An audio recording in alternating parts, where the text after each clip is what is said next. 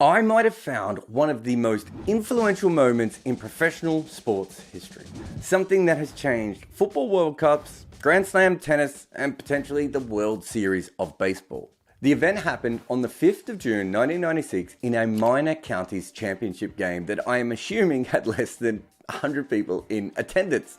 And I am about to draw a very long bow here. But if I'm right, one leg before decision in a game that doesn't really matter at all could have forever changed professional sports. Yes, that is a very big claim, but let me try and back it up. I happened across this because another major sport and league is looking at using the Hawkeye technology.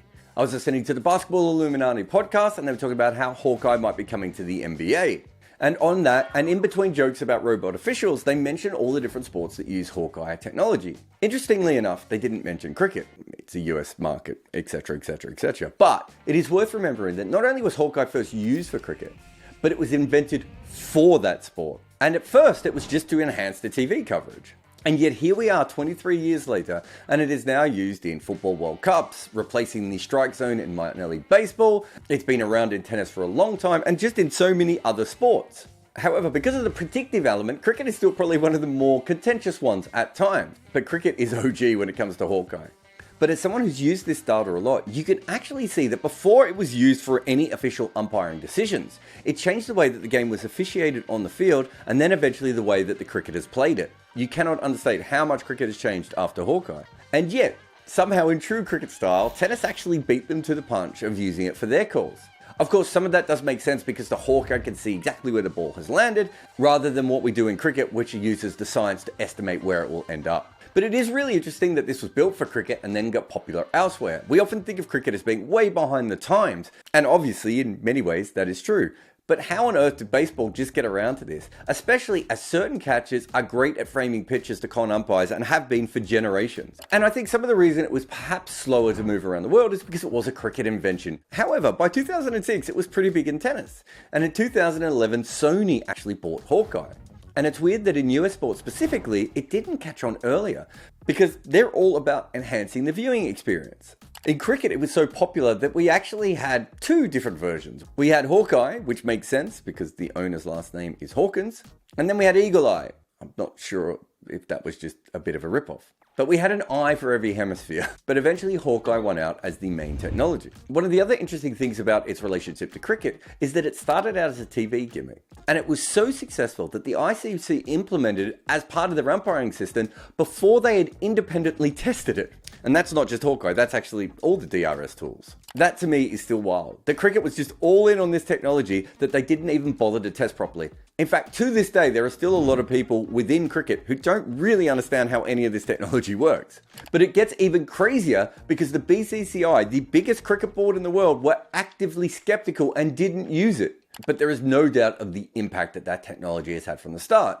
As I said earlier, cricket has just changed because of what Hawkeye has taught us. Leg before wicket decisions are nothing like they were in the late 90s. In those days, fast bowlers would get so many LBWs that were quite clearly going way too high. Spinners couldn't get LBWs at all if the batter was even slightly out of their crease.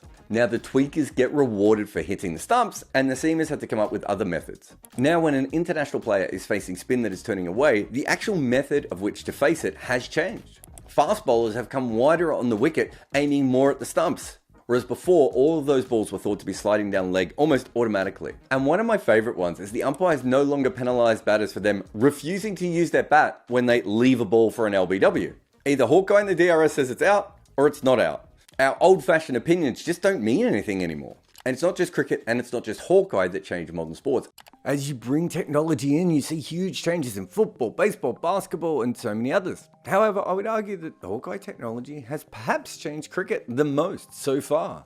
And so I want to talk about that thing that I teased at the top. Hawkeye wasn't just made for cricket. A cricketer invented it. Hawkeye was invented by Paul Hawkins. He's a doctor who got his PhD in artificial intelligence. But more importantly than that, he played minor county cricket. And so I thought, well, I better go and check his record. And I only found one Paul Martin Hawkins who played minor county cricket in the right age bracket. And I can only assume that this is the creator of Hawkeye. In the first innings, he was run out for a duck. That can happen.